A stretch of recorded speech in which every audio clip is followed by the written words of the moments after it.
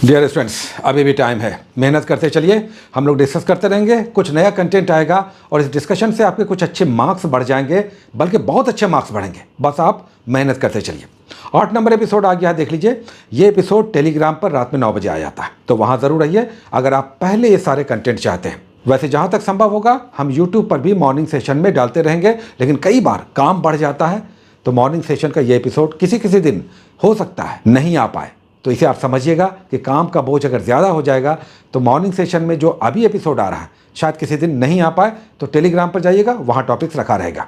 8 number आ गया, उसे अगर कर लीजिए। काफ़ी टफ है, कठिन है, लेकिन कठिन है तभी इसमें अच्छी संभावनाएं हैं और हमें लगता है 2 क्वेश्चंस की संभावनाएं बनी रहेंगी अगर ये पूरा 10 टॉपिक्स अभी जैसे 8 नंबर आया, इसे आप डेली करते चलते हैं। 2-2 क्वेश्चंस आपका होने की संभावना रहेगी, बढ़ने की संभावना रहेगी। और हर दिन अगर 2 क्वेश्चन की संभावना रहे तो क्यों नहीं करें। हमने कई बार कहा कि हम साइडवेज टॉपिक्स छोटे छोटे भी डिस्कस कर देंगे, आपको बता देंगे, आप उसे कर लीजिएगा। इसमें 5 मिनट, 3 मिनट, 4 मिनट, 10 मिनट लग सकता है। सबसे पहले ये वर्ल्ड ज्योग्राफी। वर्ल्ड ज्योग्राफी में एक छोटा सा टॉपिक कर लीजिए और यह है इंटरनेशनल डेट लाइन, अंतर्राष्ट्रीय तिथि रेखा। क्या इसका महत्व है? छोटा सा टॉपिक है, कहाँ मिलेगा? ये सोलर सिस्टम यानी सौर मंडल के बाद जाइएगा, पृथ्वी की गतियां वाले टॉपिक में अंतर्राष्ट्रीय तिथि रेखा आपको दिख जाएगा। आइए इंडियन ज्योग्राफी।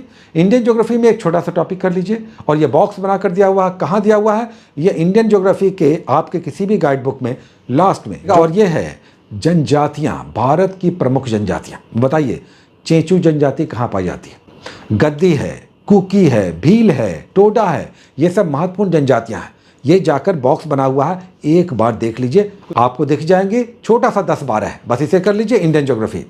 आइए इकोनॉमी का एक कर लेते हैं, छोटा सा टॉपिक इकोनॉमी में।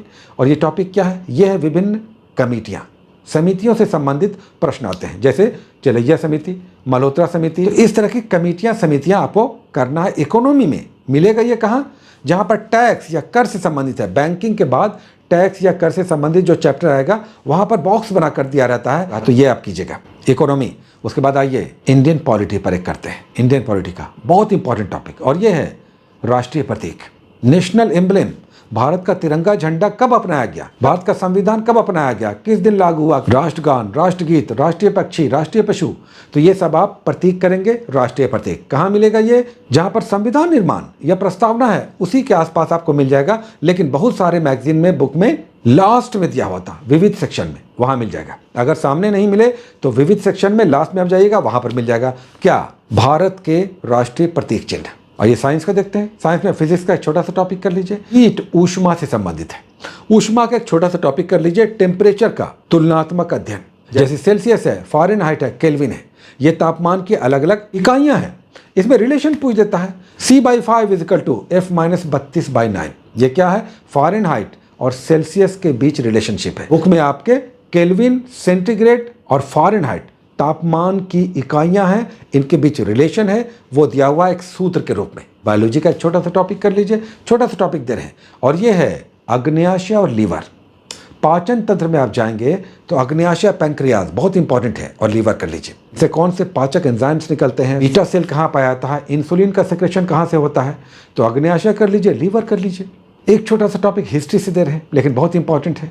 कल ही हमने कहा था कि मध्यकालीन यानी मुगल और दिल्ली सल्तनत का स्रोत कर लीजिए। अब जब आप दिल्ली सल्तनत का स्रोत कर रहे होंगे तो वहीं पर विजयनगर साम्राज्य में विदेशी यात्रियों का विवरण दिया हुआ है।